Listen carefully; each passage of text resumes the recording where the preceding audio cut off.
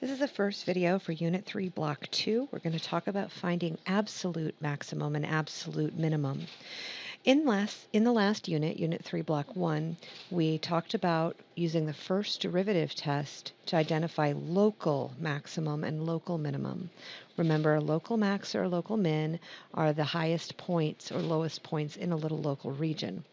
An absolute max, absolute min are the very, very highest points on a given domain.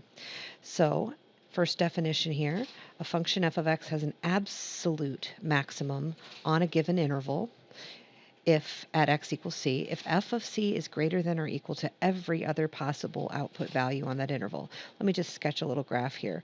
If we consider the interval from x equals a all the way up to x equals b, and I have a function here that starts this high, and it goes down, and it goes up again, and then it goes down, and then it goes up again, and it ends here. So here is a comma f of a. Here's b comma f of b. And just glancing at this particular graph, you can see on this interval from x equals a to x equals b, the very, very highest the function gets occurs at x equals b. That's where you find the absolute maximum of this function on that given interval. And if I ask to find the absolute minimum of this function on this closed interval, well, that seems to occur here. And let's say that's x equals c. X equals c is the absolute minimum. It's the very, very lowest that the function is on this closed interval. But you'll also notice that this function does have some other important points on it. So this point here, for example, I'm just circling it in green, looks like it's a local min.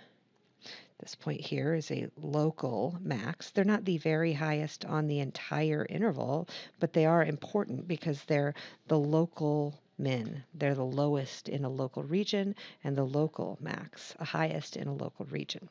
All right, so we already learned how to find these local max or min, but notice from the picture I just drew here, it turns out that sometimes a local min or a local max is also an absolute min. So you see in my picture, our absolute minimum, the very lowest the function attains, is actually also a local min.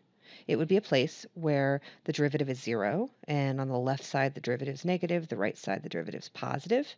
So we would have identified it as a local min. It also happens to be the very lowest point on the function. But if you look at this point, the very highest point on the function on that interval, it's not a local max or local min. It doesn't look like the derivative is going to be 0 there. It doesn't look like the derivative is necessarily going to be undefined there. So we wouldn't have identified it as a critical point, a place where we have a local max or min. But it is the highest. It's the very highest point. Notice that it occurs at an end point of the interval. And that seems like it always could be, right? It could be the case, for example, if you had an interval from a to b, the function might have no critical points. But on that closed interval, the very highest point occurs on this end, and the very lowest point occurs on this end. So it seems that on the end points, we might find the very highest or the very lowest. And it seems that we might find that very highest or lowest at the critical points, the local max and min points. All right, and that leads us then to a couple theorems about how we're going to actually determine these absolute max and min. So first is the extreme value theorem. It says if we have a closed interval from x equals a to b, a continuous function f will attain a global max and it will attain a global min. And I just made a note here about this. It's kind of a corollary. The absolute max and absolute min are guaranteed to occur at the critical points or at the endpoints. So if we want to find those absolute max and min, what we're going to do is we're going to see how high or low our function is at the endpoints and at the critical points. And we're just going to plug that x right into your function f of x and see how high is f of x at the ends, how high is f of x at the critical points. Wherever it's highest, that's the absolute max. Wherever it's lowest, that's the absolute min. All right, so this tells us our procedure will follow if you're trying to find the absolute max, the very highest, the absolute min, the very lowest. First, you find the critical points, Recall, that means we got to find where f prime is 0. We got to find where f prime is undefined. And then we evaluate f of x at the critical points and also at the end points. The highest y value is your absolute max. The highest low value is your absolute min. Let's give it a try. We have 3 examples here. Let's do the first one in this video, and then we'll use the second video for the next one. Example 1, it says the revenue from selling Xbots is modeled with this revenue function here. So here we plug in X, the number of items sold in thousands. R of X is our revenue in millions. First says let's go ahead and find our prime of 4.283. So to do that, we're definitely going to need our prime function. Our prime, I'm going to drop down this exponent 3. So 3 times our 0.2 is 0.6 x squared minus. We're going to drop down that 2. We're going to get minus 4.8 x, and the derivative of 9.6x is 9.6. It asks us to evaluate this derivative function at an input of 4.283. So I'm just going to pull out my calculator and plug that in. I am finding a value of 0.480534 when I type that in my calculator. So it said in our original function r, x is number of items sold in thousands. So this number 4.283 represents 4,283 items sold. And it said revenue was in millions of dollars. So our prime will be millions of dollars per, remember it's over 1, and the x's in the denominator represent thousands of items. So if it helps here, maybe we could mess with our units a little bit.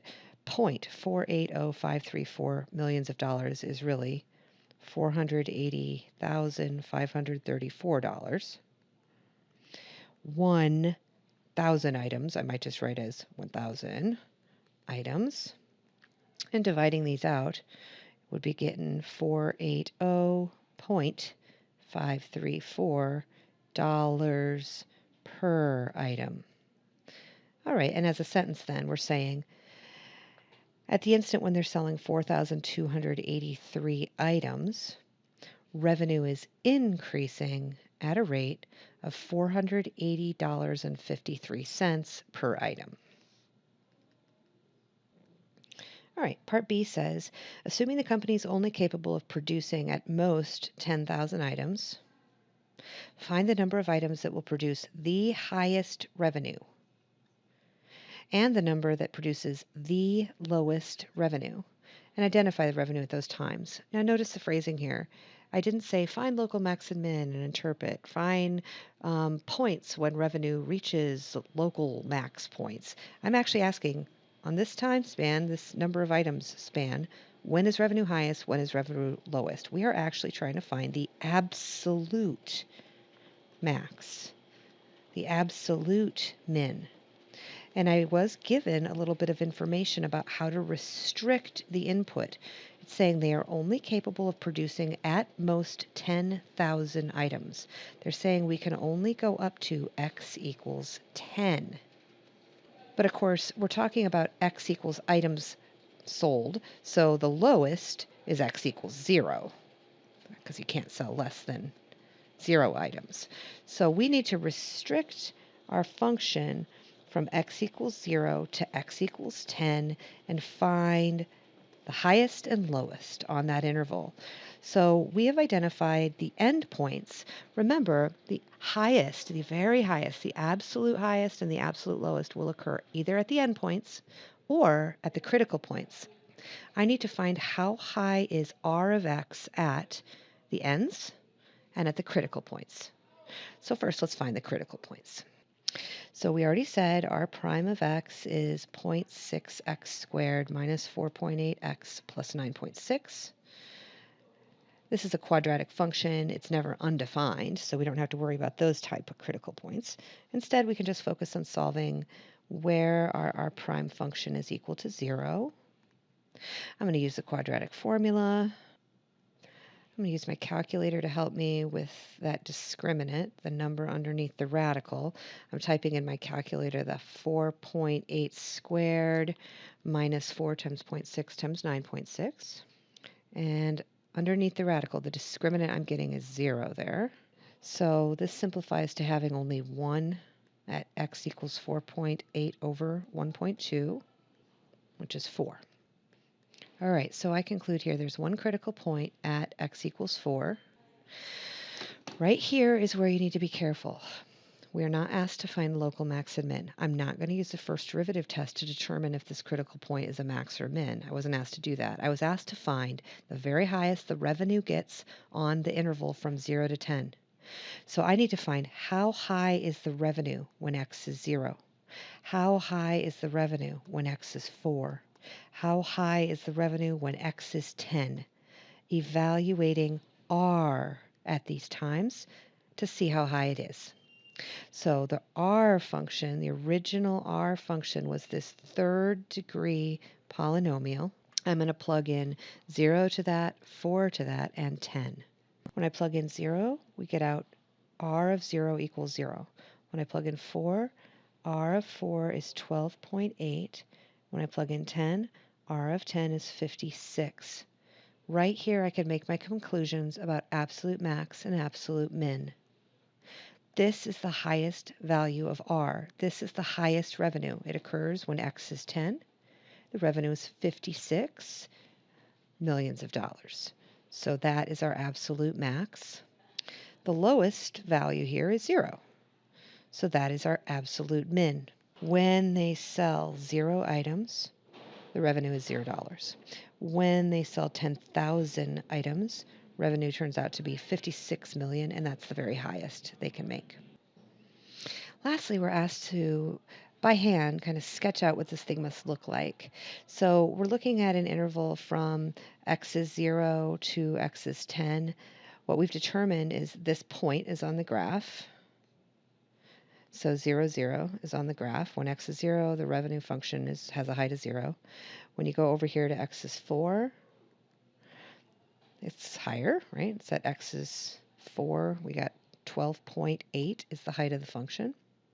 But even more, that point, x equals 4, is the only critical point.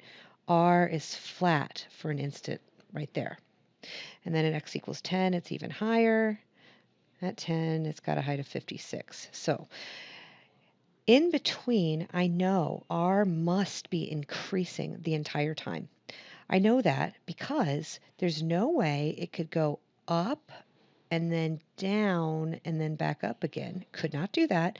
If it did that, remember, we would find a critical point at that peak and a critical point at this low point. That didn't happen. The only critical point that occurred was at x equals 4. So since it travels from a height of 0 to a height of 12.8, and the only time it flattens is at 12.8, it must be increasing in between. No decreasing happens between there. Next, from x is 4 to x is 10, again, there are no critical points in between, no places where this function flattens. The only place it flattens is at x equals 4, so it must increase in between. But it does flatten at x equals 4, so from x equals 0 to x equals 10, our revenue function would look like this.